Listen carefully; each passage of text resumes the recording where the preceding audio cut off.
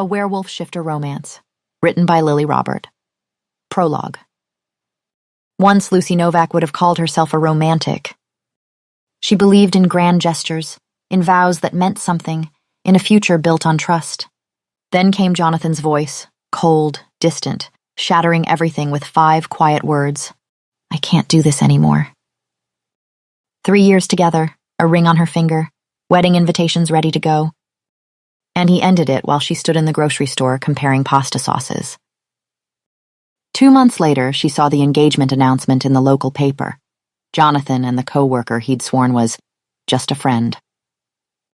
Now Lucy understood love for what it truly was, a trick of the brain, a chemical trap, pleasure wrapped in pain, abandonment dressed up as connection. It was better left alone. What Lucy didn't know, what she couldn't possibly imagine, as she packed for a reluctant European getaway with her persistent best friend, was just how fragile that cynicism really was. She didn't know that somewhere across the ocean, hidden beneath ancient mountains, someone was waiting for her. Had been waiting for her, with a patience that defied lifetimes, and a devotion forged in blood and magic. She didn't know that in the ruins of a forgotten castle, time itself had bent, for the return of a love strong enough to survive death. Chapter 1, Lucy. The last tour group of the day shuffles through Blackcrest Castle's gates, already searching for the nearest restaurant. Few spare a glance for the looming spires overhead, casting shadows across the courtyard like fingers from another time. What about him? Sophia nudges Lucy, pointing to a tourist with messy brown hair. Lucy ignores her, stamping an old lady's exit ticket. Seriously, go talk to him, Sophia presses. It's not like we need to stamp these tickets anyway. No one tries to sneak back in. This place is a dump. Lucy shoots her a look. Tourists might lose interest after an hour, but to her the castle is comforting. Comforting? Sophia echoes, eyeing a crumbling wall. Really? It has an aura, Lucy says, gazing up at the weathered stone. Don't you feel it? Sophia stares for a beat, then pouts. Okay, fine. No need to make up nonsense. You didn't like him. Not your type. Stop it, Lucy mutters, stamping another ticket. What about him, then? Sophia points to a sour-looking man, just because he's male and not ancient. Will you give it a rest? Sophia bats her lashes. The best way to get over someone, my darling, is to get onto someone else. Lucy rolls her eyes. It's been 3 months since the breakup. She and Jonathan were supposed to get married. I'm fine, Soph, Lucy nudges her. Really, you were right. This trip to Europe has been good for me. She means it, mostly. The first few weeks of their trip had been a blur of forced smiles, while her heart felt hollowed out, Jonathan's betrayal replaying in her mind like a cruel film reel. But something shifted when they reached Blackcrest. The ancient stones, the silence, the weight of history, it soothed something in her. For the first time since Jonathan shattered her world with a casual, I don't think we want the same things anymore, Lucy feels peaceful, almost as if she's exactly where she's meant to be. It'll be better when we've made enough money to get away from this job, this castle, this town, Sophia says. I think it's creepy. Before Lucy can respond, a soft sob pulls her attention. Near the archway, a little girl with pigtails cries while her mother kneels beside her. Lucy approaches.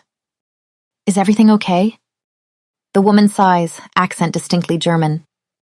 Mina lost her doll somewhere. I told her it was her fault for not being careful. Lucy kneels. Where did you last have it? It's beyond the scary door with the bars, the one that goes down to where the monsters live. Lucy blinks. The mother shakes her head. She means the restricted area in the East Wing. She stands, taking her daughter's hand. We tried opening it. It was locked for a reason. Come on, Mina, we'll miss the bus. Lucy watches them go, heart twisting. She remembers losing her own doll as a child, the nights it had been her only comfort. Wait, she calls. I'll check if I can retrieve it. Don't even think about it, Sophia warns as Lucy grabs the ring of castle keys. It'll only take a few minutes. Mr. Dragomir was very clear when he hired us. Sophia crosses her arms. Stay in the designated areas. That was basically his only rule. Lucy glances at the caretaker's cottage. Gruff as he was, he'd hired them on the spot after their money was stolen in Bucharest, and given them a cabin to stay in. He doesn't have to know, she says, grabbing a flashlight. I'll be quick, just keep watch. What if the castle crumples on you? Sophia calls after her. Lucy rolls her eyes. The eastern wing is colder, the air dense with shadow. Dust swirls in her flashlight beam as she reaches the wrought iron gate. A rusted sign warns visitors to keep out. The lock resists, then clicks open with a groan. The spiral staircase beyond disappears into black. She hesitates. Mr. Dragomir had warned them about structural issues. Just a quick look, she whispers, stepping down. The staircase winds deeper than expected. The air turns colder, metallic, and quiet. Too quiet. The castle above feels distant now. Finally, she reaches a small chamber. Her flashlight lands on the doll almost immediately, propped against the wall, waiting. Lucy exhales in relief, bending to pick it up. But then her light catches something, a painting half hidden behind a tattered tapestry. She moves closer, curiosity flaring. Dust chokes the air as she pulls the fabric aside. The painting shows a massive black wolf beside a woman in a medieval gown, but her face is gone, ripped from the canvas, jagged, intentional. Lucy stares, heart stuttering. The wolf's eyes, icy blue against dark fur, seem to follow her. Her throat tightens, a tear slips down her cheek. What is happening to me? She whispers, wiping it away. She imagines Sophia's voice. It's just an old painting, Lucy. You're spooked, that's all. But deep inside, Lucy knows there's something behind this painting. She doesn't know how she knows, she just does. This is ridiculous, she mutters. I should go back up. But her body doesn't move. Her hand lifts on its own, fingers brushing the frame. The carved wood feels strangely warm, alive. She presses along the edges, searching. Her finger finds a rosette in the bottom right corner. Click. The painting swings open. A hidden passage gapes behind it. Lucy stares, breath caught. She was right. Oh my God, she was right. Chapter 2, Sophia. Sophia checks her watch for the third time in 10 minutes. The sky grows darker outside the ticket booth's small window, and still no sign of Lucy. Why are you still here? Sophia startles at Mr. Dragomir's voice, who's looking at her across the ticket booth. She literally had not seen him coming. The castle closes in 15 minutes, he reminds her. I'm waiting for Lucy. Sophia nods toward the German tourists. She went to find a little girl's doll. Mr. Dragomir's expression shifts from annoyance to alarm. Find her, he orders. Now, tell her the castle is closing. Sophia nods, eager to escape his penetrating stare. She hurries toward the east wing, irritation mixing with concern. Lucy and her bleeding heart, always putting strangers' needs above her own safety. The corridor leading to the restricted area feels colder than the rest of the castle. Sophia shivers, wrapping her arms around herself. The wrought iron gate stands partially open, a clear violation of the rules they'd promised to follow. Lucy? She calls, peering down the spiral staircase. No answer. Hesitating at the top of the stairs, Sophia debates whether to descend into the darkness. Lucy! She tries again, louder this time. Mr. Dragomir says the castle's closing. We need to go. Still nothing. Damn it, Luce, she mutters, taking the first step down.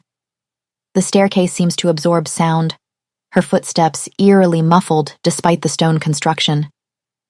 After descending a dozen steps, an overwhelming sense of wrongness washes over her. The air feels strange, heavy with something she can't name. Sophia retreats, suddenly certain that going further would be a terrible mistake. She'll get Mr. Dragomir instead. But as she rounds the corner back into the main hallway, she nearly collides with Lucy, who's sitting on a stone bench against the wall, head tipped back against the cold stone, eyes closed. "Lucy?" Sophia rushes to her side, panic rising. "Are you okay? Did you faint?" Lucy's eyes flutter open slowly. For a moment they seem unfocused, almost glowing in the dim light. Then recognition dawns, and she smiles, a dreamy, distant smile Sophia has never seen before. "Soph," she murmurs, voice thick as if waking from a deep sleep. "I had the most wonderful dream." "Dream?" Sophia helps her sit upright, checking her pupils. "Did you hit your head?" Sophia frowns, noticing something new glinting at Lucy's throat. A silver pendant in the shape of a crescent moon, cradling what appears to be a moonstone. "Where did you get that necklace?" Lucy's hand rises to touch the pendant, her expression softening further. "What do you mean? I've always had it." "No, you haven't." Sophia studies her friend's face, unease growing in her chest. Before Lucy can respond, Mr. Dragomir's voice booms down the corridor. "Girls, time to leave now." He strides toward them, keys jangling ominously in his hand. His gaze falls first to the open gate, then to Lucy, and finally to the pendant at her throat. All color drains from his weathered face. "Where did you get that?" he demands, voice barely above a whisper. Lucy's hand closes protectively around the pendant.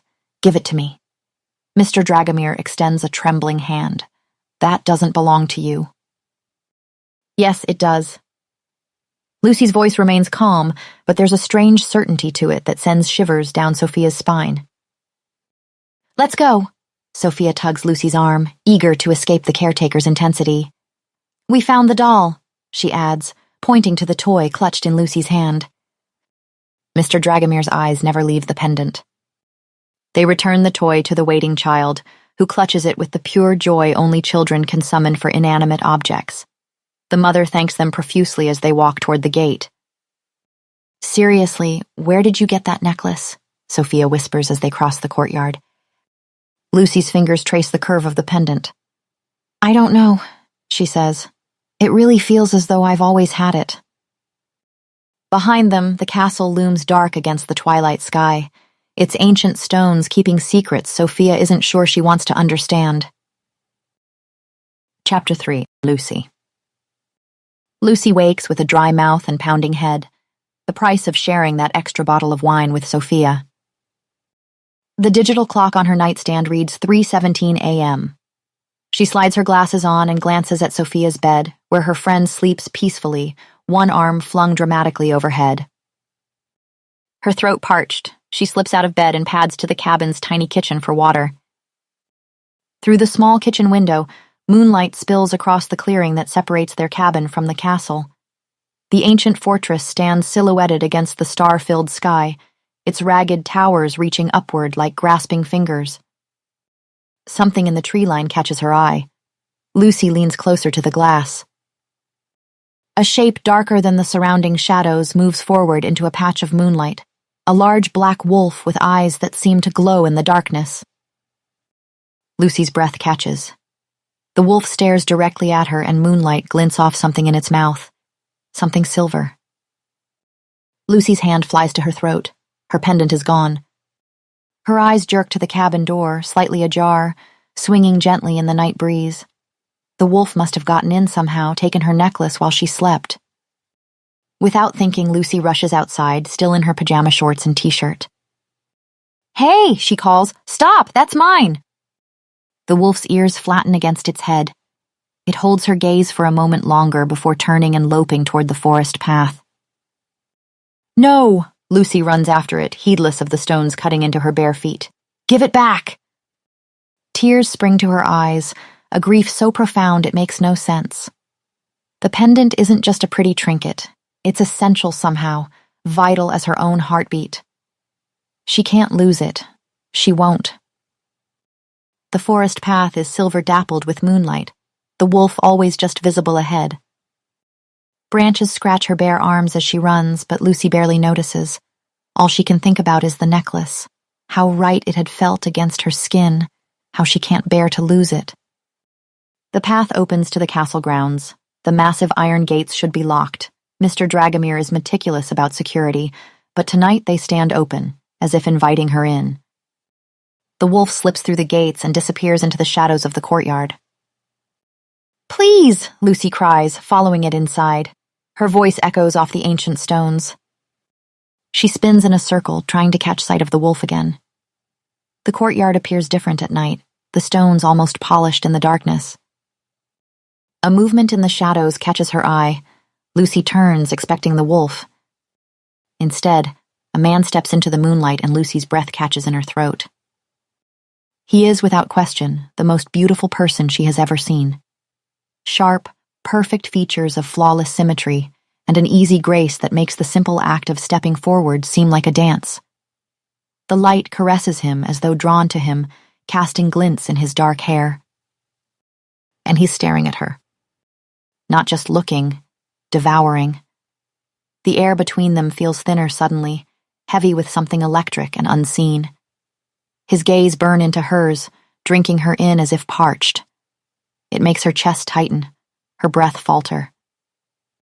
"Say something, you idiot," she tells herself. Something cute, charming. Hi, is what stumbles out. But how could her throat not feel tight in front of him? This man looks like he stepped from a forgotten myth.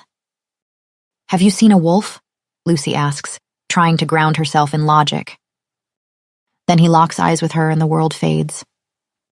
"It's you," the man whispers. His voice is low, rich, thick with emotion and trembling at the edges. "You've returned to me."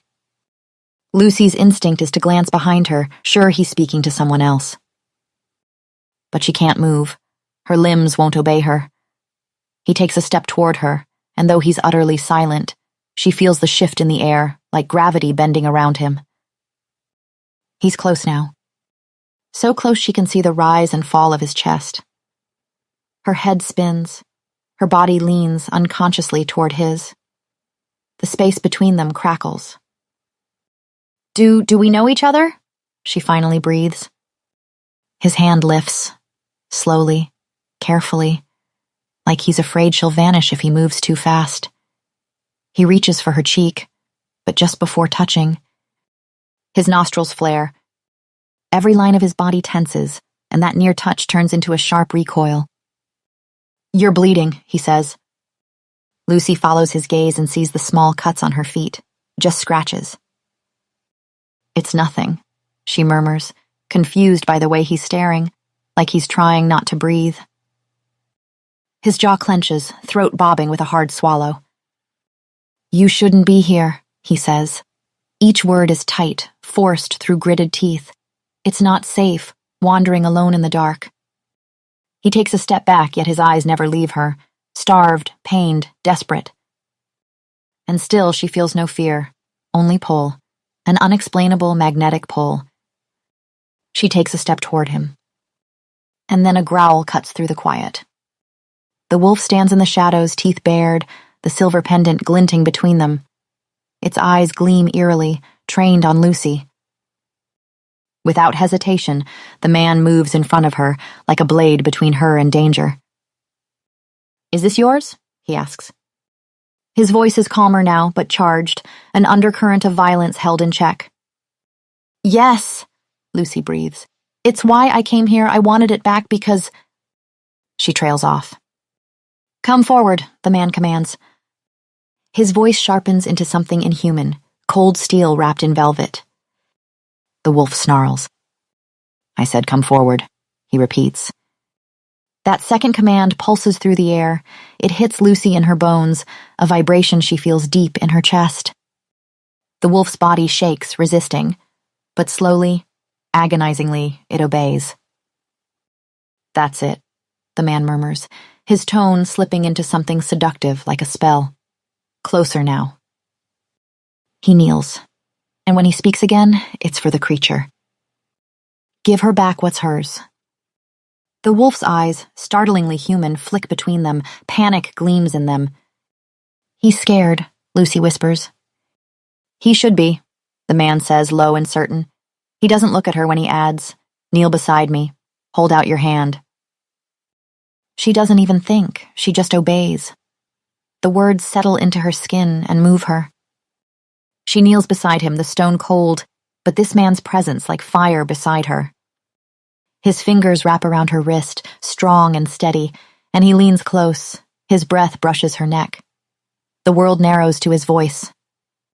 "Open your palm," he says. She does. The wolf steps forward and releases the pendant into her palm before running off. The moment it touches her skin, her breath stutters. "Thank you," she whispers, voice cracking as the man stands back up. "You're trembling," he says, voice gentler now. "I'm not cold," she replies. She couldn't be. Her blood's on fire. "You should leave now," he says, though his eyes say the opposite. They roam over her, hungry, reverent. "You have what you came for." She rises, slowly, confused. "I don't understand," she whispers. "How did you make the wolf obey you?" The man doesn't answer, so she reaches for him. Her fingers just graze his sleeve. "Don't," he gasps. The sound is torn from him, half growl, half moan. "Not yet, not like this." "Like what?" Lucy asks. He finally looks at her, and what she sees stops her heart. His eyes are wild now. "Come back tomorrow," he says, voice frayed at the edges. His gaze drops to her neck. It lingers, then drags back up, locking on hers. "Please," he whispers. "Why?" She takes another step. She's so close she can feel his heat, the way he trembles. "Because you deserve better than what I can give you tonight," he replies, voice ruined, ragged. "I'm not safe tonight."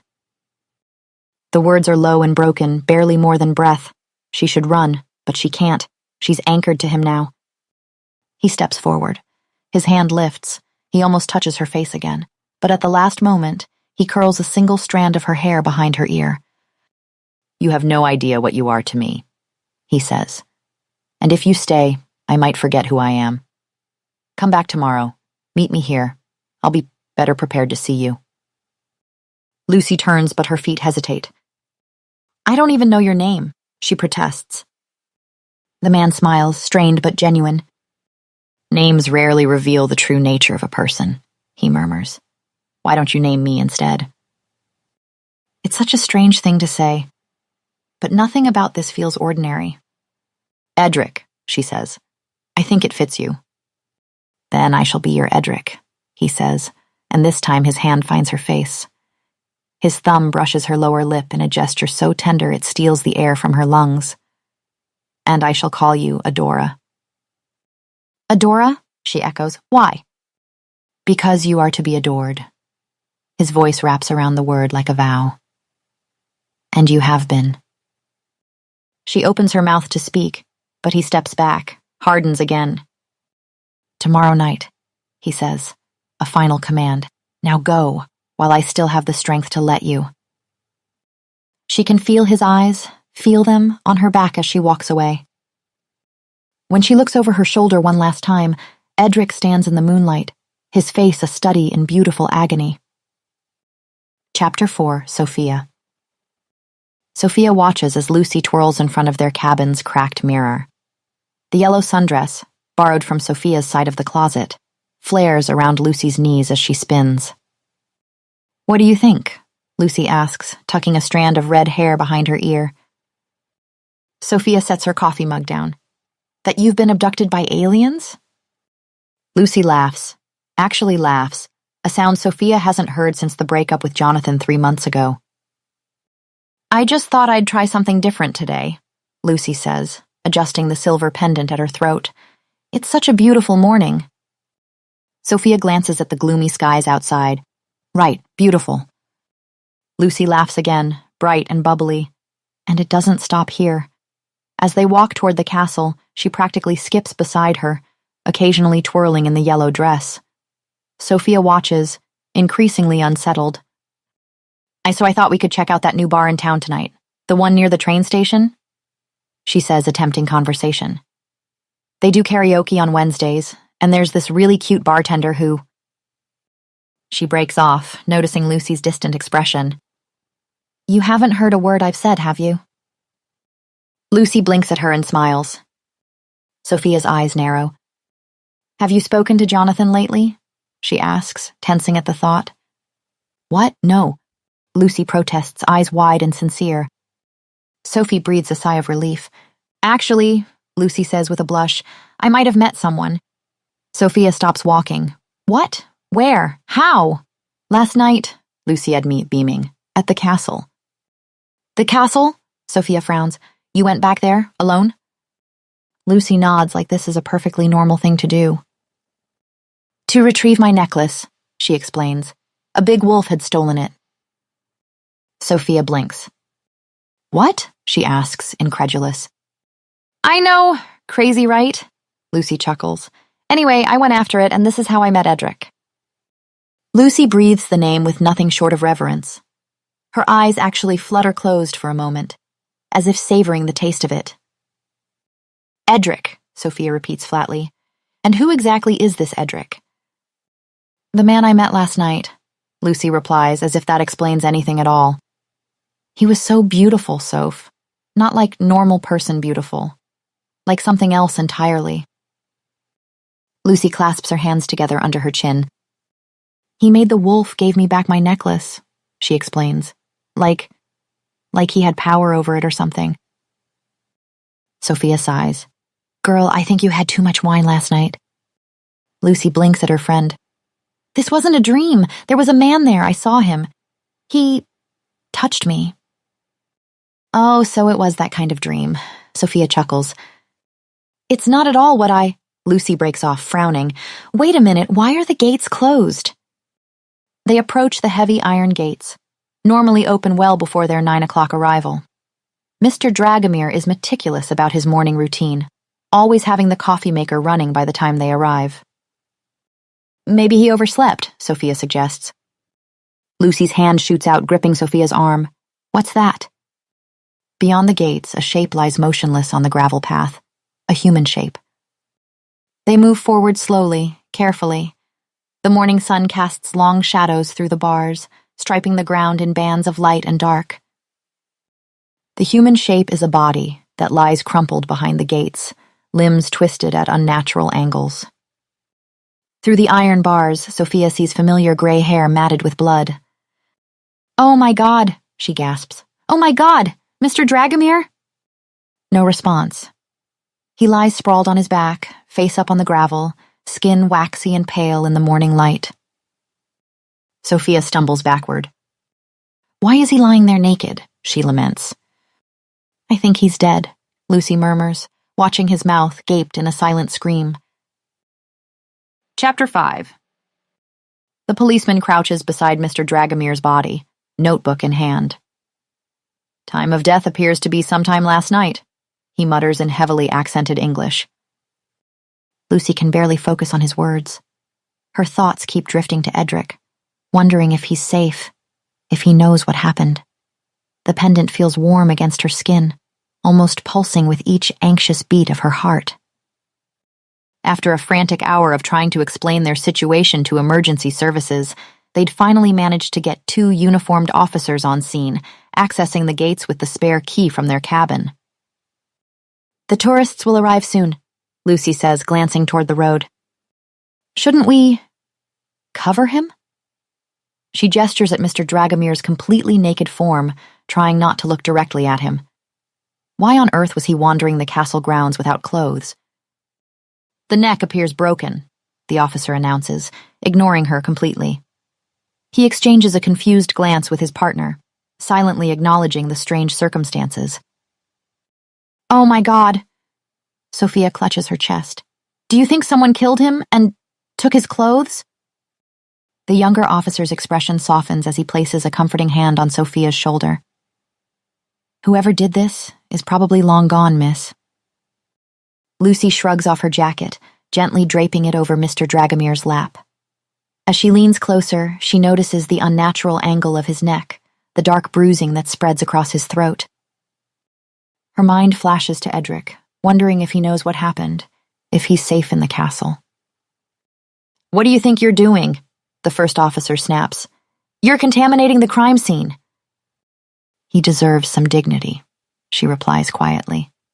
And families with children will be arriving soon. Right, the officer nods. We should probably seal the castle. A motorcycle's roar drowns out his words. Lucy watches as a sleek black bike tears through the gates, executing a sharp turn before coming to a stop. Its rider swings off with casual grace, removing leather gloves one finger at a time. Hot, Sophia whispers, nudging Lucy's ribs. Lucy barely hears her. There's something about the stranger's movements, a fluid, predatory quality, that reminds her of Edric. Not the same elegance, but a similar power beneath the surface. Both officers straighten as the man removes his helmet. He shakes out light brown hair, revealing sharp features that trigger an odd sense of familiarity in Lucy.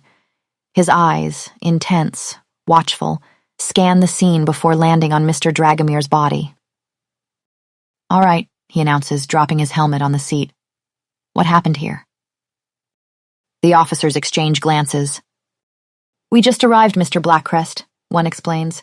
The young ladies found him this morning. Lucy studies the newcomer as he approaches the body. Something flashes in his eyes. Recognition, grief, anger. But it's gone so quickly she might have imagined it. What captivates her is the distinctive angle of his jawline, the set of his eyes, features that echo Edric's, though lacking his otherworldly perfection.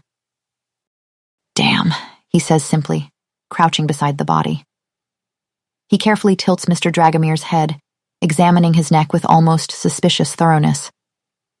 His shoulders relax slightly, though his expression remains grim. His eyes scan the surrounding area quickly, as if looking for something specific, discarded clothing perhaps. Finding nothing, he efficiently adjusts Lucy's jacket to better cover the old man's nakedness. At least he didn't suffer, he murmurs, so softly Lucy barely catches it. He stands abruptly. We need to close the castle, today at least. But the tours, Lucy begins, panic rising in her chest. If the castle closes, how will she see Edric tonight? Are cancelled, he finishes, turning to face her directly. And you are? Lucy, I work here, she swallows, for Mr. Dragomir. Worked, he corrects, his gaze uncomfortably penetrating. Past tense. Please, Lucy hears herself say, we need this job. I need to be here. I need to come back tonight. You need to find safer employment, he replies. Something in his tone suggests he knows more than he's saying. The thought of being barred from the castle, from Edric, makes Lucy's chest tighten. No one else knows the tour routes like we do, she argues. You'd lose a day's revenue at least. Sophia shoots her a confused look. The man, Mr. Blackcrest, studies her face for a long moment. You seem unusually attached to this place for someone who's been here, a few weeks? Lucy feels heat rise to her cheeks. The pendant seems to burn against her skin. We need the money, she says, the lie bitter on her tongue. Money is the last thing on her mind. Fine, he sighs. I need to make arrangements for Pete anyway. You can work tomorrow. Shouldn't we come help with anything tonight? Lucy asks, trying to sound casual. His eyes narrow, suspicion flaring. No, stay away from the castle after dark, both of you, understood?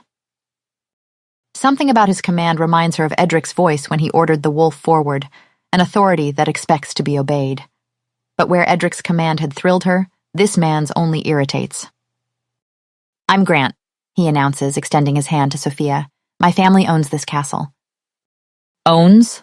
Lucy blurts. But Mr. Dragomir was the caretaker, Grant finishes. My distant cousin. He watched over things while I was away. I'm so sorry for your loss, Sophia offers, her voice gentler than Lucy has heard in days. Grant acknowledges this with a curt nod before turning his attention back to the officers. He quickly arranges for the body's removal and for the castle to be closed for the day. You think it was an accident? The younger officer asks too loudly. Why would he be up there naked? Grant's jaw tightens. Looks like he fell from the East Tower. Pete was eccentric. Had some strange habits, especially in his later years. He shrugs, too casual for someone discussing a dead relative. The old man had his demons. The officers exchange skeptical glances but don't press further. Lucy opens her mouth to object. Mr. Dragomir had always seemed perfectly lucid and proper. What eccentric habits would explain wandering naked through a castle at night? "I'll see you both tomorrow," Grant says, cutting off her thoughts. 9 a.m. sharp, and remember, stay away from here tonight. As they turn to leave, movement from an upper window catches Lucy's eye. For a second, she swears she sees Edric there, watching. Chapter 6. Lucy. "You can't seriously be considering going back there tonight," Sophia says, pacing the small cabin. "A man is dead, Lucy." Lucy brushes her hair, watching the silver pendant catch the light in the mirror. Each stroke calms her, steadying her for what's to come. Grant said it was an accident. "And you believe him?" Sophia stops mid-step. "He didn't even seem upset his cousin was dead." Lucy sets the brush down. "What are you suggesting?" "I don't know." Sophia throws her hands up. But something feels wrong. Definitely not the time to go meet a suspicious stranger at night. "Edric had nothing to do with this," Lucy says. "How would you know?" Sophia's eyebrows rise. "For all you know, your Edric could be the murderer." "It was an accident," Lucy insists. "Edric wouldn't—" "Lucy, listen to yourself."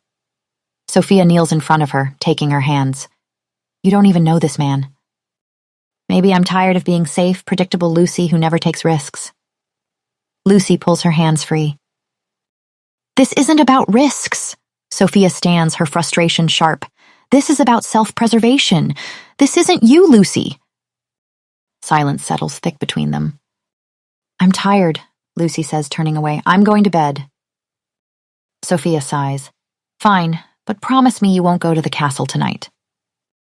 Lucy slips under the covers, not answering. She feels Sophia's gaze linger. "Lucy?" "I heard you," she says, facing the wall. Hours pass. Lucy lies still, listening as Sophia's breathing deepens into sleep. At 1:17 a.m., Lucy slips out of bed. She dresses in silence, every step on the floorboards loud in the dark. At the door, she pauses, glancing back at Sophia.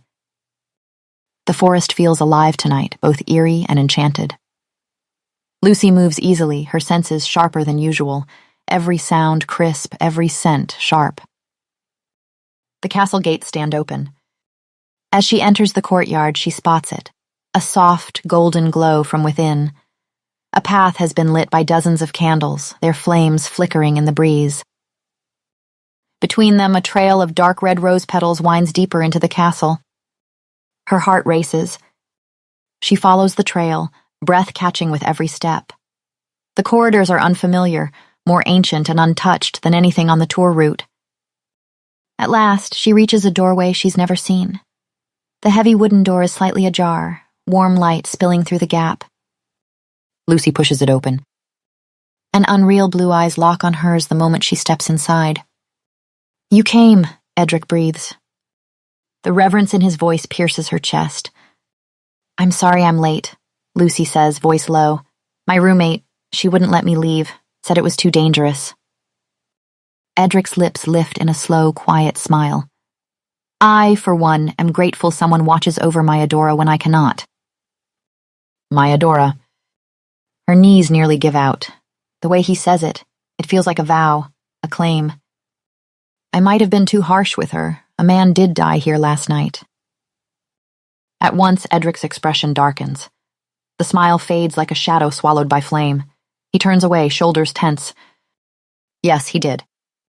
The fire flickers across his broad back as he stares into it, and something about the tension in him calls to her, pulls her forward. "Do you know what happened to Mr. Dragomir?" she asks softly. For a moment, he doesn't move. The silence stretches, taut and vibrating. "Edric?" she says, stepping closer. She needs, to be near him. "It's okay. You can tell me." He turns, and the raw grief etched into his features knocks the breath from her lungs.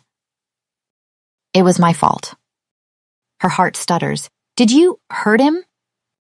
No. His voice is rough and immediate.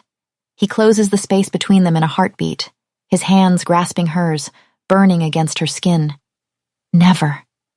I would never harm an innocent, but he died because of me all the same. His nearness drowns her. She feels heat flood her limbs, making her dizzy. I don't understand, she whispers. Edric draws her gently to a velvet-covered settee near the fire, never releasing her hands. When they sit, he turns to face her, impossibly close, still holding her like he might break apart without the contact. His thumb moves over her wrist, slow, hypnotic strokes that make her skin tingle. Her breath comes shallower. He chose death over allowing my return, Edric says. He saw what was happening, the pendant finding its way to you, our connection strengthening, and he panicked. But why? His gaze lifts to hers, and what she sees in it is devastating. Longing, guilt, love.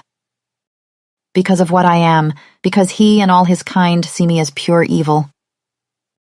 You're not evil, she breathes. I know you're not. His bitter smile barely lifts his lips. You see only what I've allowed you to see. Then show me more, she whispers, leaning in. His lips are soft at first, uncertain, but as her fingers thread into his hair, Edric pulls her close, his hands cupping her face, his mouth moving with a need that threatens to unravel them both. The kiss deepens, and something shifts, grows hotter, hungrier. His hands slide down her back, pressing her against him. She feels the tension in his muscles.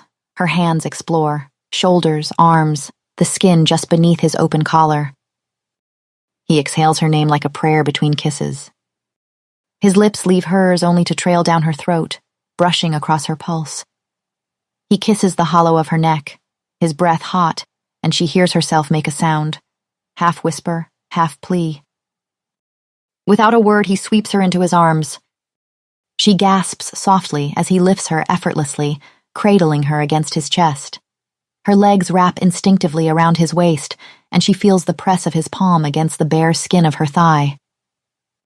He carries her to the nearest wall, pressing her gently against it as his mouth finds hers again. The heat between them is unbearable, thrilling.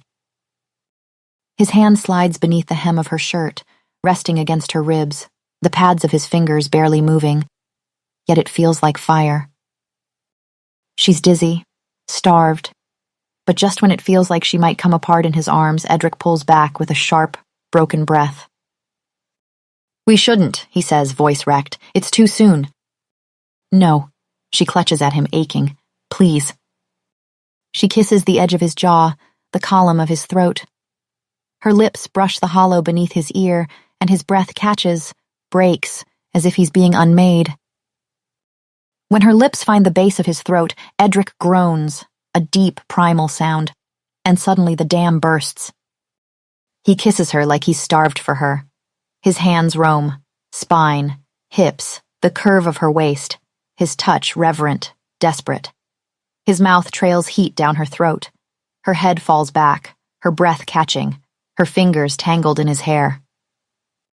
Then a sting. Something sharp against her neck. She gasps, more startled than afraid, but Edric pulls back instantly, breath ragged. And then she sees it. Fangs. Long, lethal, gleaming in the candlelight. She stares, heart pounding. She should be afraid. She isn't.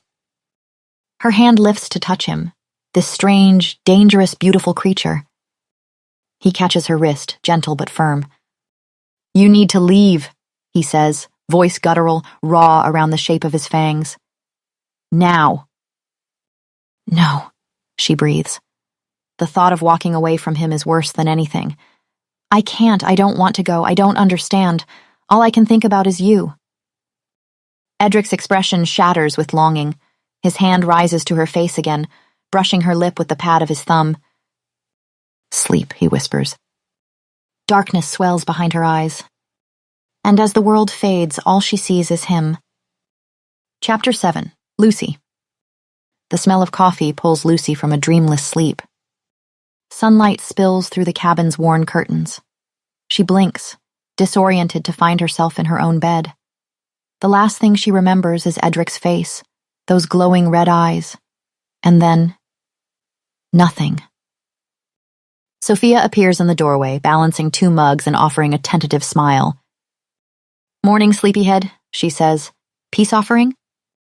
Lucy sits up slowly, accepting a mug with a murmured, "Thank you." Her neck tingles where Edric's lips had been. She touches the spot, but her skin feels normal. "Thanks for listening to me last night," Sophia adds, settling on the edge of the bed. "I know I came on strong, but I was really worried." Guilt pricks Lucy's chest. Sophia thinks she stayed home, which means either she returned on her own, or something else brought her back. "Are you okay?" "Just had a weird dream," Lucy says, sipping her coffee and avoiding Sophia's eyes. The word dream echoes uneasily in her mind. Had it really been a dream? The candles, the restored room, Edric's confession, those fangs glinting in the firelight. "We should get going," Sophia says, standing. Motorcycle Hottie seemed pretty strict about the 9 o'clock start time. Lucy nods, but her mind lingers on the castle. If last night was real, what is Edric? And if it wasn't, why does every cell in her body ache to go back? The morning passes in a blur. Lucy recites tour facts, stamps tickets, forces smiles, but her gaze keeps drifting to the castle's upper windows, searching for dark hair or pale skin. More than once, she thinks she sees movement, only to realize it's the curtains stirring in the breeze. By noon, a headache pulses behind her eyes. The pendant feels heavy, its warmth growing. She excuses herself during lunch, murmuring something about needing the restroom, but heads for the east wing instead. The halls are silent, dust swirling in shafts of sunlight. Everything looks different in daylight. She can't retrace her steps. Still, she presses on. "Edric," she calls. "Edric, are you here?" Only her voice answers, echoing through the empty corridors. She opens door after door, finding only sheet-draped furniture and forgotten rooms. No fire, no candles, no Edric. She reaches the end of the corridor where she's sure his chamber had been. The door creaks open to reveal nothing but dust and cobwebs. "I know you're real," she whispers, clutching the pendant. "I know last night happened." "Lucy?" She jumps. Sophia stands in the doorway, frowning. "What are you doing in here? This section's off limits to tourists." Her eyes narrow. "Were you looking for him? Your mystery man?" Heat floods Lucy's cheeks. For a moment, she considers telling the truth. But Sophia would think she's crazy. Or worse, she'd believe her, and make them leave. "I was just exploring," Lucy says. "I've never seen most of the castle, even though I work here." Sophia studies her. "You promised you wouldn't go looking for him." "I'm not," Lucy lies. "I just got curious." "Curiosity killed the cat," Sophia mutters, but her voice softens. "Come on, lunch break's almost over." The rest of the day crawls by. Lucy's headache worsens. By closing time, her whole body aches. Even so, she knows she won't sleep, not with the pendant burning at her throat and Edric's name burning in her mind. That night, she waits until Sophia's breathing deepens, then slips from the cabin. The forest seems to part for her, moonlight guiding her way. The pendant pulses hotter with every step. The castle gates are open, just as before, but the courtyard is empty. No firelight, no Edric. She hesitates, a chill running down her spine. "Edric?" she calls, voice swallowed by silence. She moves deeper into the castle, the pendant guiding her down unfamiliar halls. With each step, her limbs feel heavier, yet something inside her seems to burn brighter, drawing her onward. "Edric, please," she calls. Room after room yields nothing but dust and echoes. Her steps quicken, her calls grow louder. Still nothing. Hours pass. She loses track of time, of direction. Her legs shake, her head swims, but she can't stop. Something deeper than need drives her, something urgent and primal, more than desire. "Please," she whispers, throat raw. "I know you're here. I can feel you." And she can. His presence lingers in the walls, in the air she breathes. His scent, pine, cloves, winter, ghosts past her, gone before she can chase it. Once, she hears her name whispered, but it fades before she can be sure. A strange weakness creeps through her. Her limbs feel boneless. Her vision blurs. "What's happening to me?" she murmurs, bracing herself against the wall. Outside, dawn touches the sky with pale light. She's been searching all night. Lucy stumbles back through the woods. As she reaches the tree line, she pauses to look back at the castle silhouetted against the lightening sky. And then, a howl breaks the silence, long, low, and heartbreakingly familiar. Chapter 8. Back at the cabin, Lucy collapses into bed, exhaustion weighing her down. The pendant pulses faintly against her chest, steady as a second heartbeat. And then she's somewhere else. The castle, but not as she knows it. Gone are the crumbling walls and dust. Now, gleaming corridors stretch out before her, lit by hundreds of candles in ornate silver holders. Vibrant tapestries of wolves beneath full moons line the walls. She looks down. She's wearing a gown of deep emerald silk, the fabric whispering against marble floors.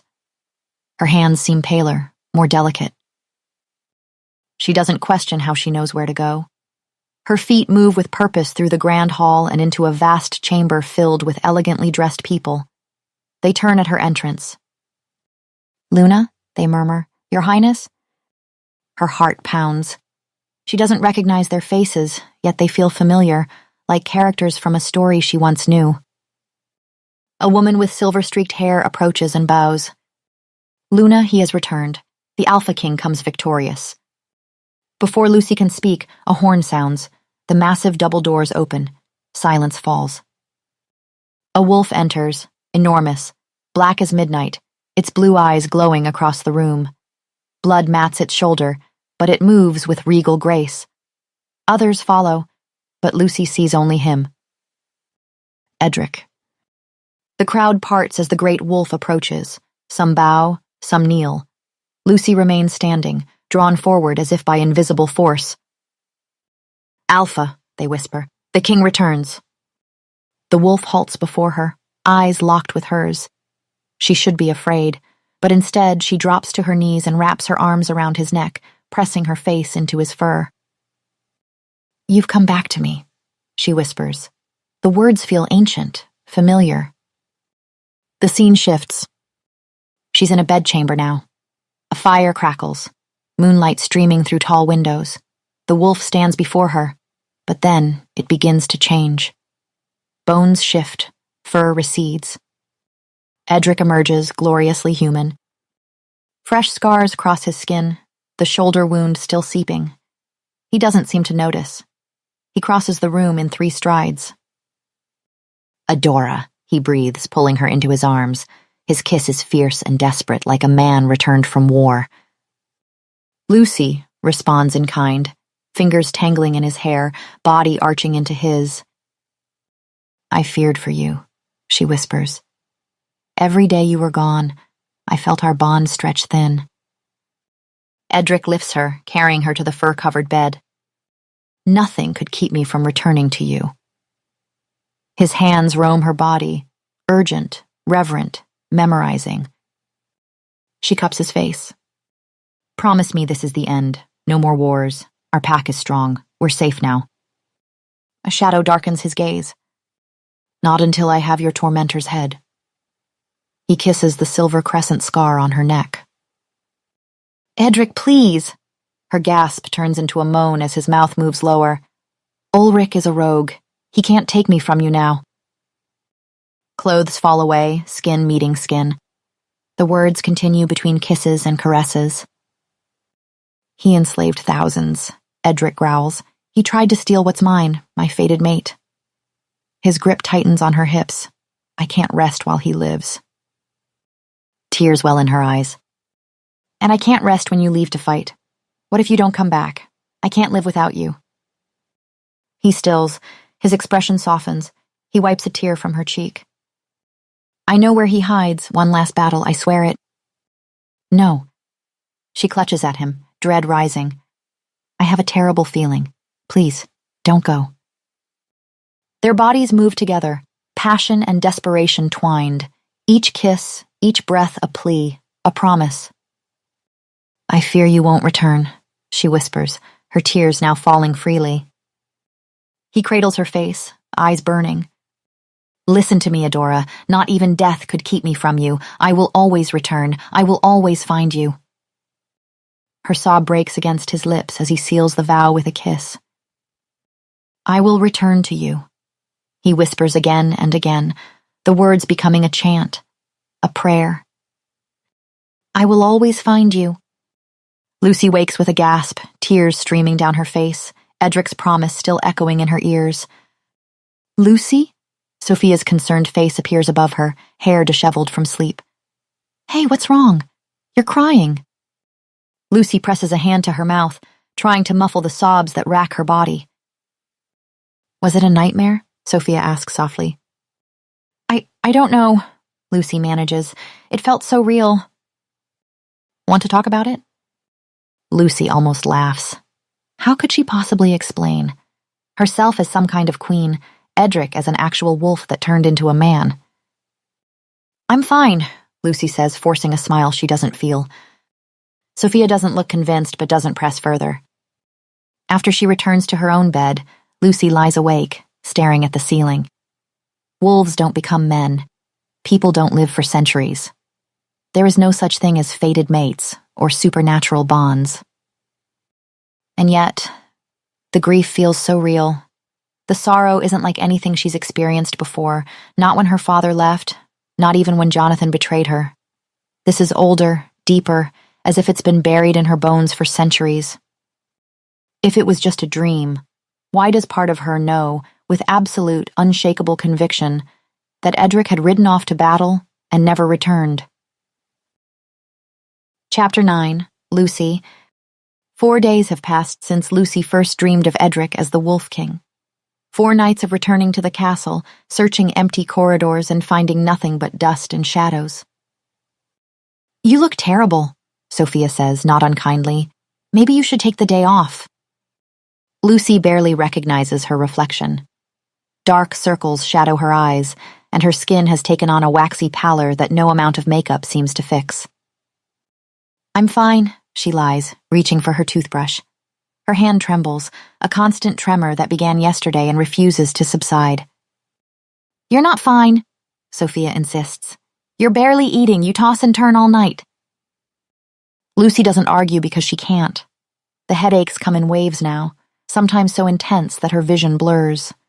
Food tastes like ash in her mouth. And the dreams? Every night, she returns to that other castle, that other life. Edric as the Wolf King, herself as Adora, their love an ancient, powerful force. Each dream feels more real than the last, revealing fragments of a life she both recognizes and doesn't. Edric riding out to battle with his wolf pack at his heels. Edric placing the silver pendant around her neck, promising it would protect her in his absence. I'm just not sleeping well, Lucy says, which is at least partly true. Sophia studies her face. Is it the dreams? You cry in your sleep, you know. Call out for him. Heat rushes to Lucy's cheeks. I don't remember my dreams.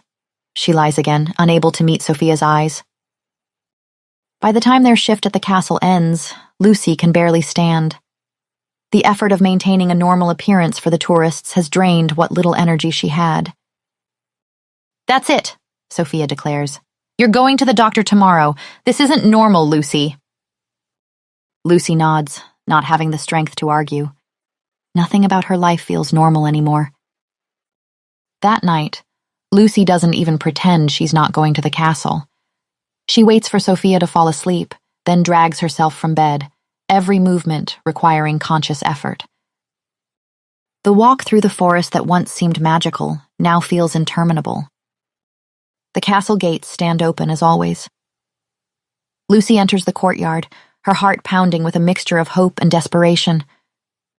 Edric, she calls, her voice small in the vast emptiness. Please, I need to see you.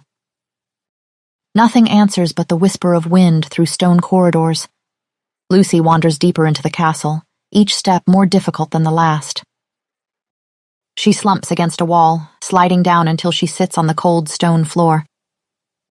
"I don't understand," she whispers, tears of frustration welling in her eyes. "Was it really all in my head?" "You shouldn't have come back." Lucy's head snaps up. Edric stands a few feet away, as if he materialized from the shadows themselves. Despite her exhaustion, Lucy takes an unsteady step toward him. "I've been looking for you for days," she says. "I know." His voice carries a weight of regret. "I've been gathering strength." Lucy's breath catches as he reaches for her, one cool hand lifting to cup her cheek. All the doubt, all the questions that plagued her throughout the day melt under his touch. For the first time in days, the pounding in her head subsides. "You should fear me," he murmurs. "I don't." "You should run from me." "I can't." The truth of it aches in her chest. "I've tried." Edric's thumb traces her lower lip. "It isn't safe for you here." "I'm safe with you," Lucy insists, leaning into his touch. "No." His voice breaks on the word. "You are in the most danger when you're with me. I am not what you think." "Then tell me." She places her hand over his, keeping it pressed to her cheek. "Tell me everything." Edric's eyes close briefly, as if gathering strength. When they open, they gleam with unshed tears. "I am a creature born of darkness," he says softly. "Something ancient and forbidden. I have been imprisoned in this castle for centuries, neither truly dead nor truly alive. Waiting." "Waiting for what?" Lucy asks, though something deep within her already knows the answer. "For you." Edric's gaze burns into hers. "For centuries, Lucy. I have waited for you." "I don't understand." "You are Adora," Edric says, his voice breaking. "My Adora returned to me." Adora. The name resonates through Lucy's body like the toll of a bell. Sorrow wells up inside her, deep and ancient, though she can't place its source. "I know you, don't I? From before." "Yes."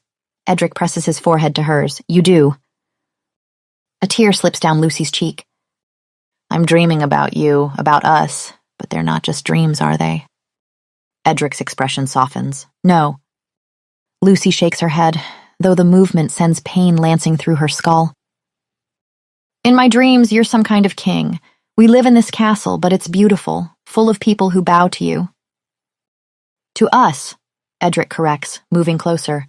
"You are my Luna, my queen, my mate." "Mate?" The word resonates through Lucy's body. "Is that why I can feel when you're in danger, even from miles away in my dreams, because of our bond?" Edric nods. "The mating bond, it's rare, even among my kind. A connection of souls that transcends death itself." "But that's impossible," Lucy whispers. "Is it?" Edric asks. "Is it more impossible than the way you feel when I'm near, the way your blood sings for mine?" Lucy closes her eyes, embracing his touch. "How is this possible?" she whispers. "The soul remembers what the mind forgets," Edric says, "and yours has been searching for mine for centuries. You are my true mate, and because my soul is still tethered to this body, yours has returned so we may find each other again." Lucy closes her eyes, overwhelmed by emotions she can't name: grief, longing, homecoming. "I've waited for you." Victor says, "For centuries I've waited, trapped between life and death, unable to truly live, unable to truly die. Now it is your turn to wait." Lucy opens her mouth ready to protest, but Edric doesn't let her. "Not long," he soothes, cupping her face between his hands. "A couple days at most, until I'm strong enough." "Strong enough for what?" Lucy asks. "To claim you." Edric pulls back slightly, his expression hardening with determination. "I swear to you, my Adora, we will be together. Truly together. But I need more time. I do not want to harm you." "You wouldn't?" Lucy protests. "I would." He closes his eyes, a pained expression on his face. I need blood, Adora. I'm not truly alive. Until my body finds enough of it, I can trust myself with you. Before Lucy can ask what he means, a scream pierces the night, distant but unmistakable. Sophia! Lucy gasps, terror jolting through her. She turns toward the sound, but Edric catches her arm. Lucy, wait. I have to go to her! Lucy pulls free, already running toward the entrance hall. She sprints through corridors that seem to shift around her, the castle's layout rearranging itself in her panic. Finally, she bursts into the entrance hall to find Sophia standing frozen in the doorway, her face a mask of horror. Sophia, what's wrong? Are you hurt? But Sophia doesn't answer. She doesn't even look at Lucy. Her gaze remains fixed on the floor of the entrance hall. The entire floor is covered with dead rats, dozens, perhaps hundreds of them. What the hell is this? Sophia whispers, voice cracking with fear. Lucy turns, hoping to see Edric behind her, to demand an explanation. But the shadows where he stood are empty now. Chapter 10, Sophia. Sophia can't stop seeing them when she closes her eyes. She sits at the kitchen table, hands wrapped around a mug of coffee gone cold. Sleep had been impossible after the castle, after the rats. Each time she drifted off, she saw them again, their glassy eyes staring at nothing. The clock on the wall reads 6:27 a.m. Outside, the forest is still dark, though dawn threatens. Lucy sleeps in the next room, her breathing so faint Sophia had checked twice in the night to make sure she was still alive. What the hell is happening here? Sophia whispers to the empty kitchen. Last night, after discovering the rats, her friend had been disturbingly quiet, pale as death, barely able to walk without support. Sophia pulls the cabin's ancient phone toward her. She has to call someone. This isn't just strange anymore, it's dangerous. Some kind of disease, maybe. What if the rats carried something contagious? What if Lucy's deteriorating health is connected? She dials the number Grant had scribbled on a castle brochure after Mr. Dragomir's death. For emergencies, he'd said. The phone rings 4 times before a gruff, sleep-roughened voice answers. Blackcrest. It's Sophia, from the castle tours. She hesitates. I need to report something unusual. At 6 a.m? It's about the castle. Last night, we found something. Her voice shakes slightly. Dead rats. In the entrance hall. Hundreds of them. The silence that follows stretches so long Sophia wonders if the line has disconnected. I know it sounds crazy, Sophia rubs her forehead. Did they have bite marks? Grant interrupts, his tone sharp. I don't know. I didn't exactly examine them. Sophia swallows hard. Should we be worried about disease or something? Should the castle be closed for cleaning? Stay there, Grant orders. Don't go to the castle today. Okay, but shouldn't you lock it up or something? My roommate, she's been obsessed with that place lately. She keeps going there at night. Tell her she can't, Grant snaps. I've tried. She doesn't listen. Sophia lowers her voice. She has these midnight rendezvous with some guy named Edric. At first I thought she was dreaming it up, but now... What did you just say? Grant's voice drops to a dangerous whisper. My roommate? The name. What name did you say? Edric? Sophia's stomach tightens at Grant's reaction. Listen to me very carefully. Grant's voice becomes deadly serious. Do you have a car? Can you get your roommate and run? Right now? A cold dread seeps into Sophia's veins. No, we don't have a car. We usually walk to the main road and take the bus into town. God damn it. Grant's curse is followed by the sound of something breaking in the background. Listen to me. Do not, under any circumstances, leave that cabin. Lock everything. Don't let anyone in except me. Why? What's happening? Sophia's heart hammers against her ribs. I'll be there in 30 minutes, maybe less. You're scaring me, Sophia whispers. Just tell me what's going on. No time. Grant's voice is tight with urgency. Remember, do not go outside. Do not go to the castle. Do not let anyone in but me. The line goes dead. Chapter 11. Lucy. Lucy is dreaming again. Not fragmented memories, this feels present now. She's in the castle's royal chamber, its tapestried walls and vaulted ceilings achingly familiar, but the beauty is drowned out by agony. Clutching her chest, she doubles over on the massive bed as an icy emptiness spreads through her. "Luna, please," her lady-in-waiting pleads. "You must calm yourself." "He's gone," Lucy Adora gasps, each sob ripping through her. "I can't feel him anymore. The pain is unbearable. Where the bond once pulsed, there's only a void. The Alpha King is strong," the woman soothes, smoothing Adora's hair. "The greatest warrior our pack has ever known. He will return to you." Adora shakes her head. "You don't understand. Our bond. It's cold. Lifeless." Tears stream down her face. "My mate is gone." Fear flickers across the woman's face before she masks it. "I'll fetch something to help you sleep, Luna." Alone, Adora barely notices her leave. The silence that remains is worse. No heartbeat, no mental tether. Just loss. She rises, moving toward the balcony as if underwater. Cool air brushes her face. The castle looms on the cliff edge, the valley below dark and vast. Somewhere in that forest, Edric's body lies still and cold. How does she go on? How do you live when half your soul is gone? A wind tugs at her nightdress, her hair. The rocks below jut from the mist like teeth. One step is all it would take. Lucy wakes with a sharp gasp, heart racing, the phantom sensation of falling still clutching at her. Sunlight pours through the window. It's late morning. She's overslept, badly. "Shit," she mutters, sitting up. The grief from the dream lingers like bruises beneath the skin. Her hand flies to the pendant. It's cold, unnaturally so. She needs to tell Sophia everything, about Edric, the dreams, that he promised they'd be together tonight. Then she hears voices from beyond the door, Sophia's tense, and another deeper one she recognizes. Grant. Why is he here? Lucy pushes out of bed, legs shaky, grabbing the doorframe for balance as she opens it. Conversation halts instantly. Sophia turns, eyes red with relief. "Lucy, thank God I couldn't wake you up." Leaning against the frame, Lucy takes in Sophia's worried face, Grant's stiff posture. "What's going on?" "Pack your things," Grant says without preamble. "You're both leaving. Now."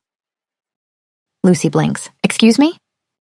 Sophia crosses the room, grabbing her hands. "Please, just do what he says." Her voice lowers.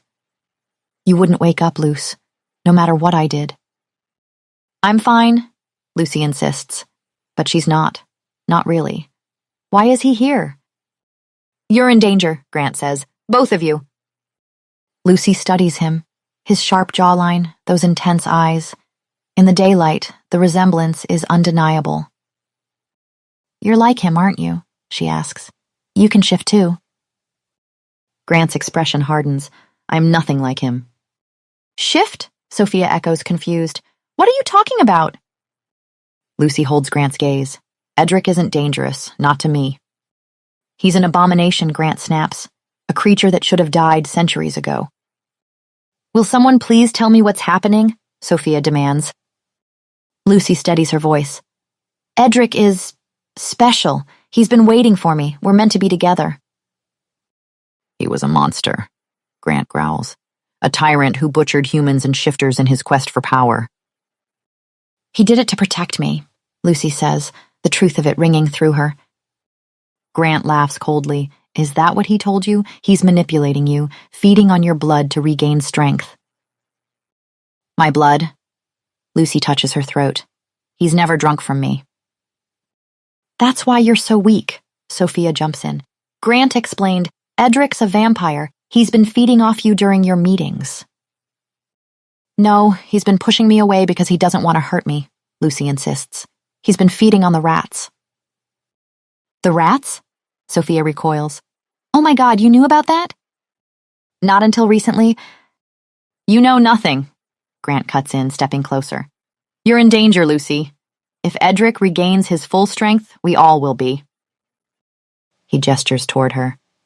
You're already fading. The fatigue, the weakness, he's draining you. The room tilts.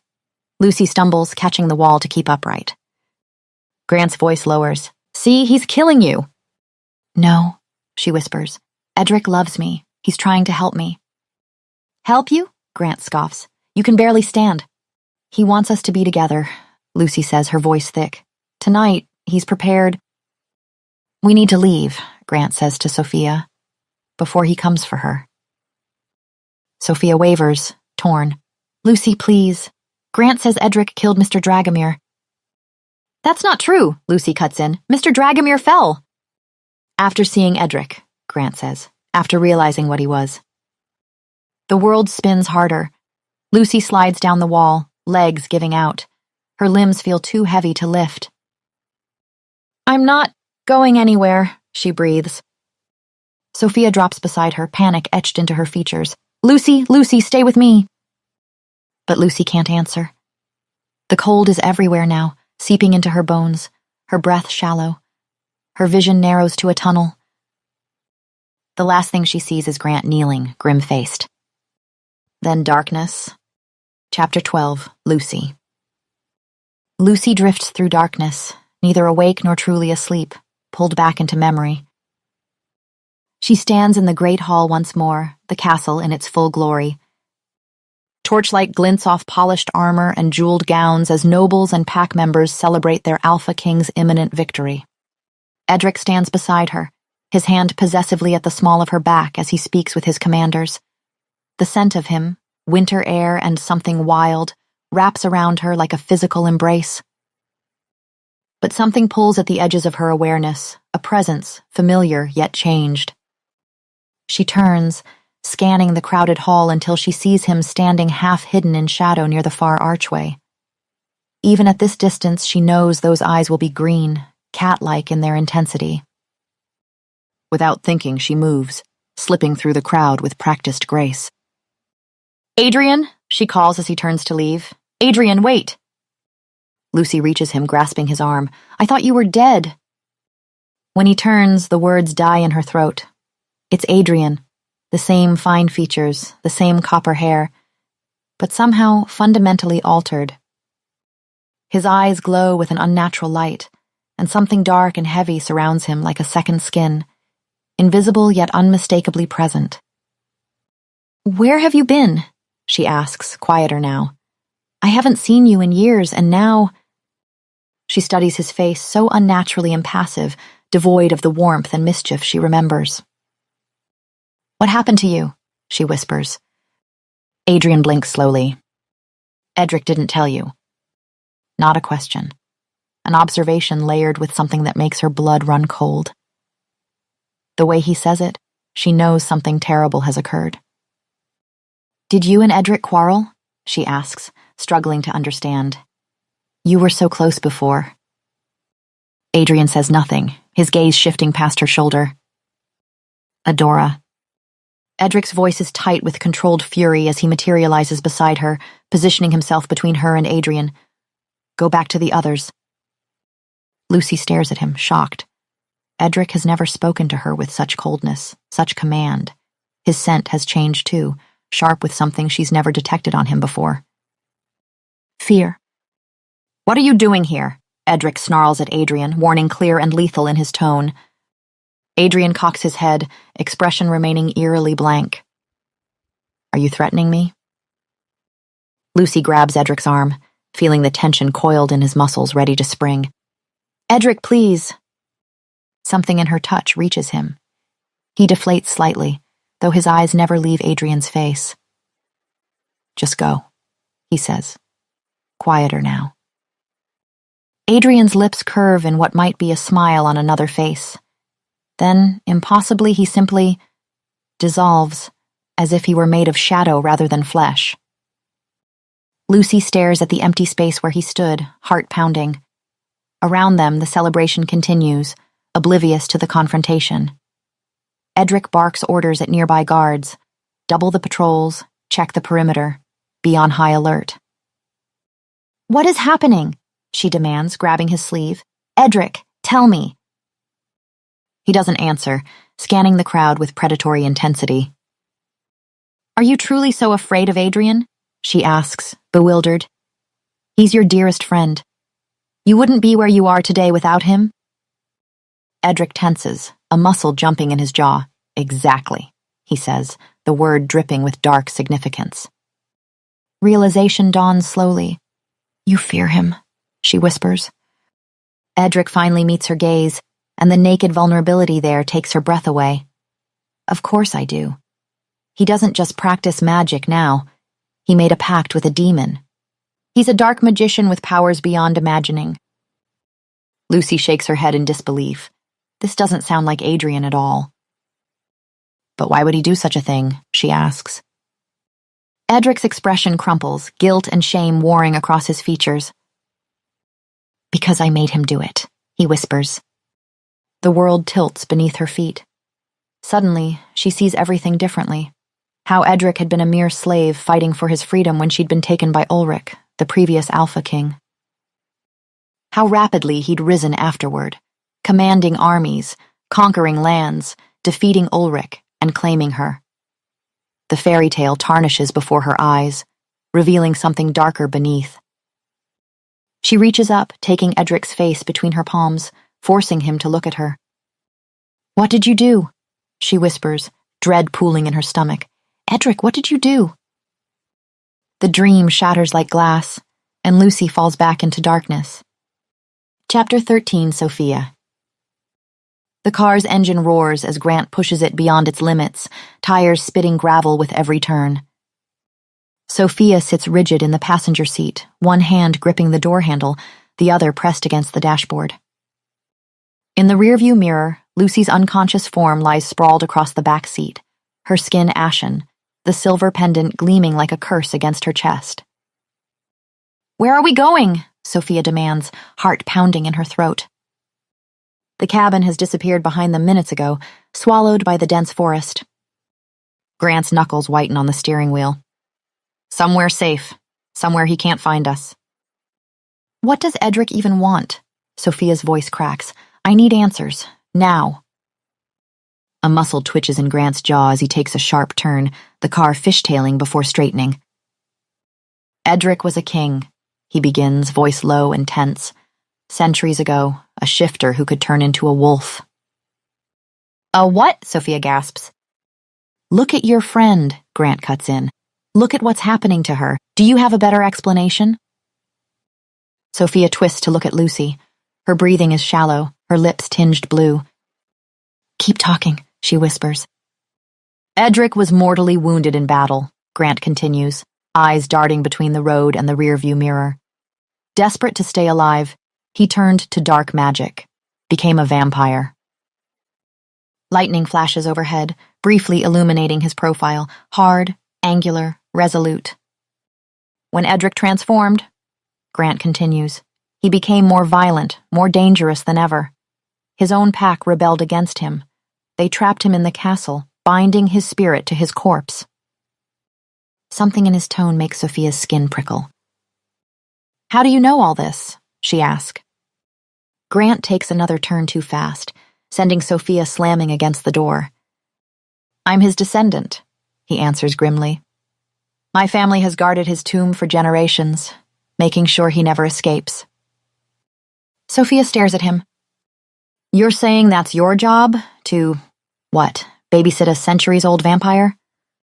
"To prevent a monster from rising again," Grant snaps. "And I failed." A moan from the back seat draws their attention. Lucy stirs, mumbling Edric's name before falling silent again. "What's wrong with her?" Sophia asks, fear clawing at her throat. "He's feeding on her," Grant says, "using her blood to regain his strength. That's why she's so tired, so weak. He's draining her life force." "But Lucy said he never—" "Lucy has been manipulated," Grant interrupts, "seduced to be more pliable." Another question bubbles in Sophia's throat, but she swallows it as Grant abruptly swerves off the main road onto a narrow dirt track. Tree branches scrape against the windows like desperate fingers. Are you... Sophia hesitates. Are you like him, a shifter?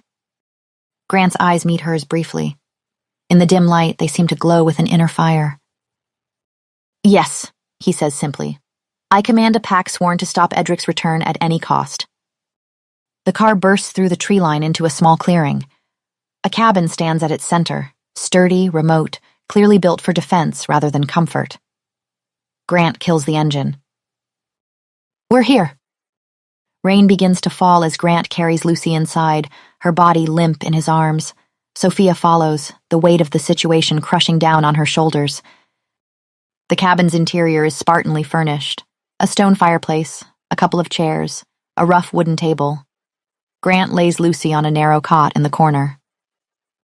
My pack is on their way, he says, checking the windows. If Edric comes after us, we'll be ready, and if not, we'll go to him. Take him out while he's still weak. Take him out? Sophia repeats, eyes widening. You mean kill him? It's him or us, Grant replies flatly. A sudden shift in the air makes them both freeze. Outside, the sky darkens unnaturally, rain intensifying to a torrent. Grant moves to the window, tension radiating from his body. Something's wrong, he mutters. Then Sophia hears it, howling, distant but clear, cutting through the rain's static. Not one voice, but many, a chorus of primal hunger. What is that? She whispers. Grant's expression hardens to stone. Wolves? They appear at the tree line, one, then three, then dozens, dark shapes with gleaming red eyes that catch what little light remains. They move with eerie synchronicity, encircling the cabin. Cold dread pools in Sophia's stomach. Is that your pack? Grant curses, slamming his fist against the windowsill. Yes, but they're not themselves. He turns to her, face grim. Edric got to them. How? Sophia's voice is barely audible. Edric's an alpha hybrid, Grant explains, checking the cabin's locks. Not just a shifter, not just a vampire, both. He can command wolves at will. It's what made him so dangerous, why his pack had to stop him. He curses under his breath. I didn't think he'd have regained so much power already, he mutters, face grim. The wolves draw closer, red eyes fixed on the cabin, teeth bared in silent snarls. What does he want? Sophia asks, though she already knows the answer. To kill us, Grant says grimly, and to finish drinking her blood. He nods toward Lucy's still form. Sophia's knees threaten to buckle. What do we do? Grant's expression shifts, a resolve settling over his features. I'm going to try to fight them off, create a distraction. He grabs her shoulders, his grip painfully tight. When I do, you run for the car. Get as far from here as you can. What about Lucy? Sophia protests. I can't just leave her. If you can wake her, take her with you, Grant says. If not, he doesn't finish the sentence. He doesn't have to. Before Sophia can argue further, Grant is moving toward the door, his body already changing, limbs elongating, face distorting in a way that makes her stomach turn. Stay inside until I draw them away, he orders, voice deepening to a growl. Then he's gone, charging into the storm. Sophia rushes to the window. Outside, chaos erupts. Grant, now a massive brown wolf, tears into the pack, jaws snapping, claws slashing. The air fills with snarls and yelps, the sounds of combat merging with the rain's roar. Lucy! Sophia runs to her friend, shaking her desperately. Lucy, please, wake up! Lucy remains unresponsive, the pendant glowing faintly against her skin. Sophia curses, mind racing. She can carry Lucy, maybe, but not while fighting off wolves. Could she barricade them inside? Wait for Grant to return? A bone-chilling howl cuts through her thoughts, different from the others, deeper, powerful enough to vibrate the cabin's walls. Sophia peers out the window again. A new shape emerges from the trees, a wolf of impossible size, black as midnight, eyes blazing red like twin infernos. The fighting pauses as all eyes turn to the newcomer. Edric. Sophia stumbles back from the window, frantically searching for a weapon, anything to defend herself. She grabs a heavy iron poker from beside the fireplace, its weight almost too much for her trembling hands. "Please," she whispers to no one in particular, "please." The sound of Grant's pained yelp shatters the night, followed by triumphant howls. Sophia backs against the wall, poker raised.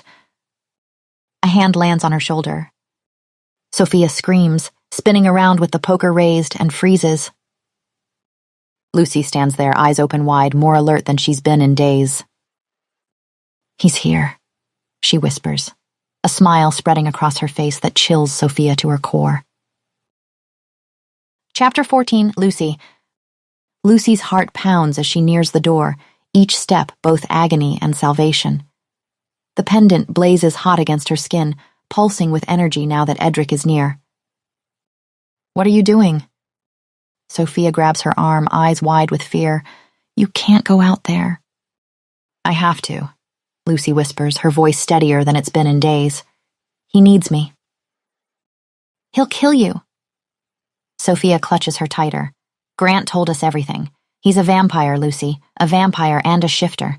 He was a dangerous, power-hungry villain who used dark magic, and apparently all of that is real." Lucy faces her, hands trembling as she rests them on Sophia's shoulders. "I know what he is," she says softly. "I know he's dangerous, but he won't harm me, and if I tell him not to harm anyone else, he won't." Tears well in Sophia's eyes. "He's been using you, Lucy, taking your blood. That's why you're like this." "No." Lucy shakes her head, conviction flooding her. "He hasn't taken my blood, not yet. That's why I'm weak, because he's been fighting it, waiting until he's strong enough to control himself, strong enough not to lose himself in me." She breathes deeply. "Edric is my mate. We share a bond that transcends death itself. He's been waiting, alive as a vampire, for centuries just to find me again." "And what if we don't let him have you?" Sophia's voice cracks. "Will he harm us then?" Lucy's face falters, fear surfacing. "That's why you have to help me get to him, before he hurts anyone to get to me." "Look at yourself," Sophia cries. "You can barely stand. He is harming you." "It's being away from him that's harming me."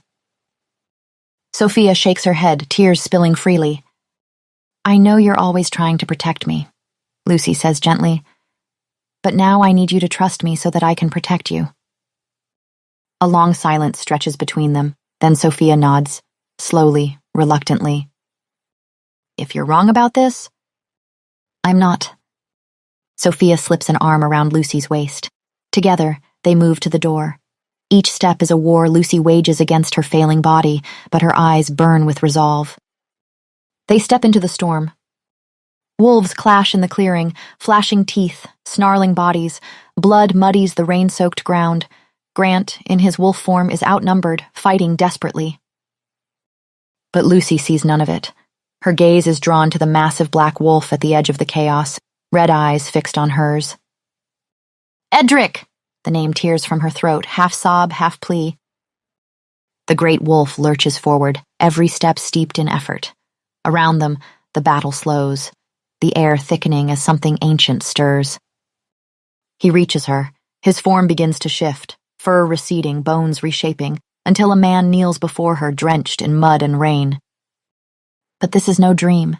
His skin is deathly pale, dark veins like cracks across marble. His eyes burn red, fangs gleam between parted lips. Sophia gasps and leaps in front of Lucy. "No," Lucy says weakly, clutching Sophia's shoulder. "Don't." Edric rises, gaze locked on Lucy.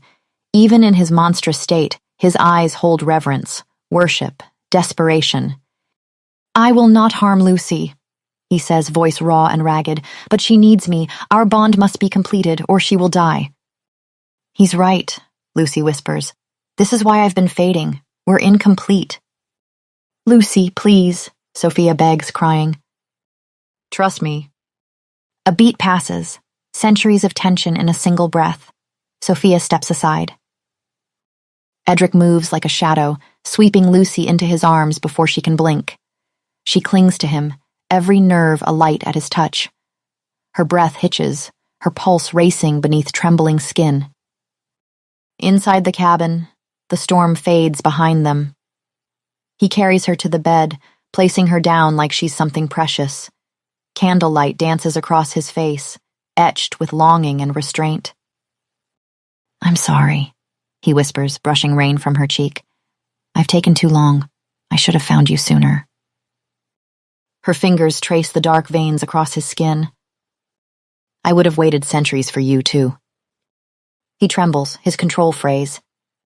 "You're dying," he says, voice shaking. "The bond, it's incomplete. It's draining you. I must claim you, but I—" He breaks off.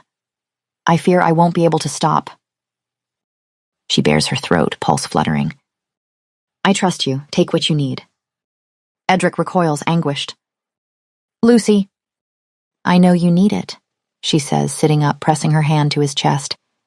"And I know you'll stop." "A bite from a shifter would kill a human," he warns.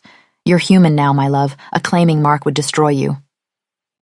"But you're not just a shifter anymore, are you?" "No." The word is a vow, heavy and haunted. "I chose this. To keep my promise. I swore I'd return. And when I did..." His voice breaks. "You were gone." Pain stabs through her chest, memories rising like fog.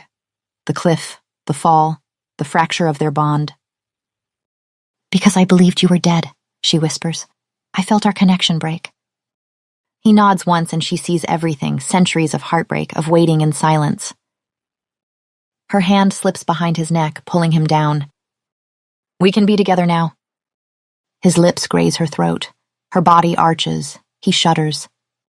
And then, with a sound torn from his soul, Edric sinks his fangs into her skin.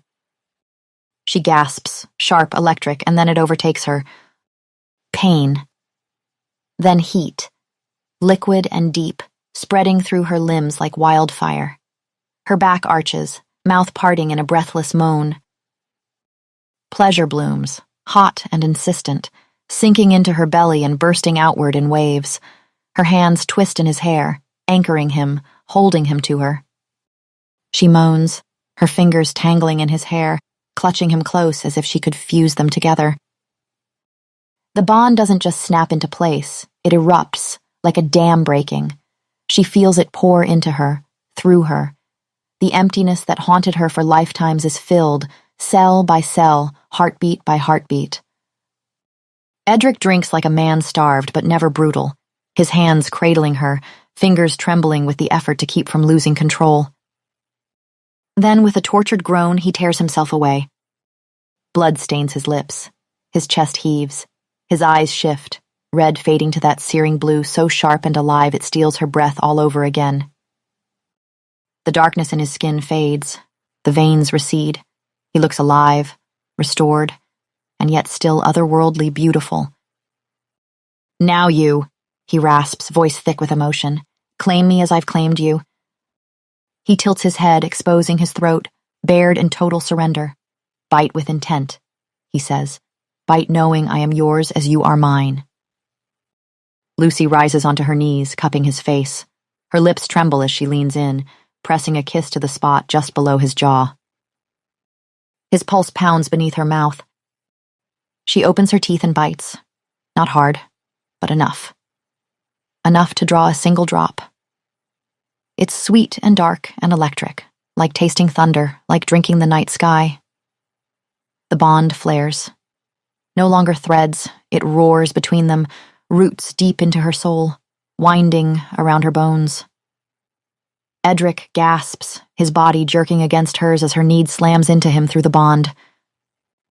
She feels him, all of him, centuries of longing, of silence, of dreams that always ended before they began. The nights he stood alone at the edge of the world, whispering her name into the wind. And he feels her surrender, her trust, her burning need to be his.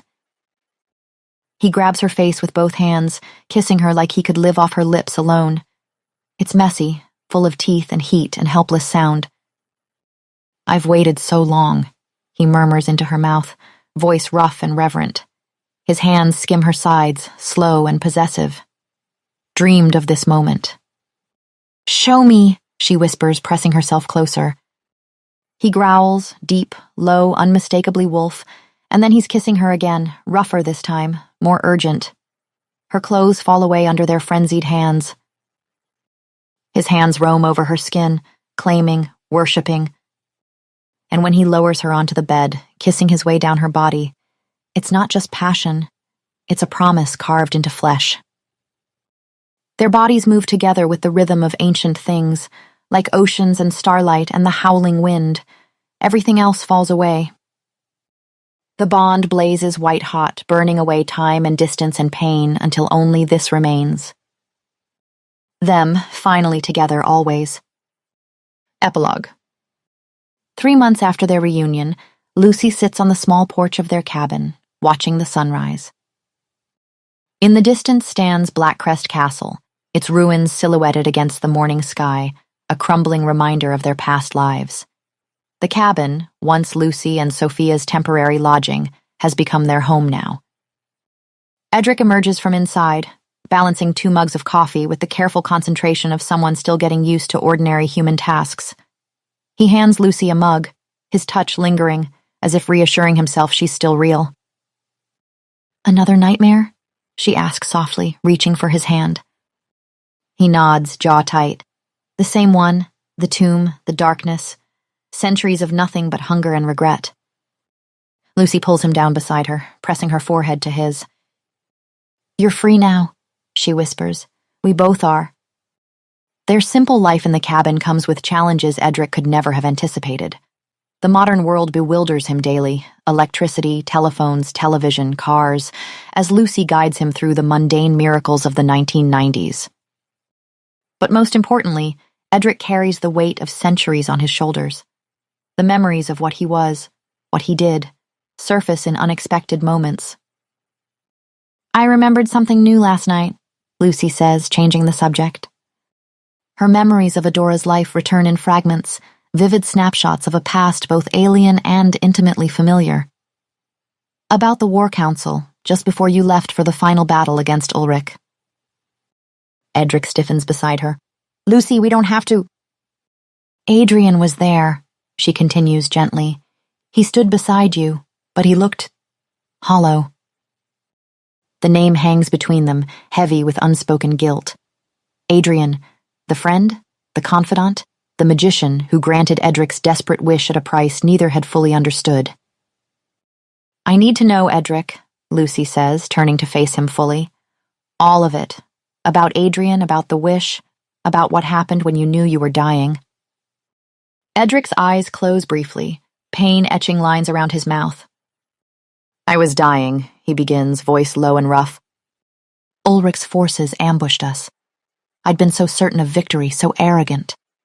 I lay there, bleeding out in some godforsaken forest, knowing I would never see you again." His hand tightens on hers. "I'd promised to return to you. Always. And I was breaking that promise." Lucy stays silent, giving him space to continue. "So I called for Adrian. He came. He always came when I called, even then, even after what I'd done to him." Edric's voice cracks slightly. "I asked him to make sure I couldn't die until I reunited with you." "The dark magician from your past," Lucy says softly. "It was Adrian all along." Edric nods. "Before he wielded dark magic, he was my closest friend. My supporter, my ally in rising against Ulrich." "The previous Alpha King," Lucy supplies. "The one who was engaged to Adora, to me." "Yes," Edric's expression hardens. "But I was the one who made Adrian become a dark magician. I forced him into a pact with a demon to win against Ulrich, to become Alpha King myself." His voice drops to a whisper. "For your sake," I told myself. "Everything was for you." "What did you do?" "I threatened him," Edric admits, the words seeming to physically pain him. "Him and his family. I was desperate to save you from Ulrich, and I didn't listen to Adrian's protests about the price of such magic." Lucy's heart contracts painfully, conflicting emotions warring within her. Horror at Edric's actions, though compassion for his desperation. "I didn't understand what it would mean," Edric continues. "Adrian gained power, yes, but only in the form of wish-granting, and always for a terrible price. He can grant one wish per person, but always in exchange for what they value most. And when you wish to live until you could reunite with me, Lucy begins.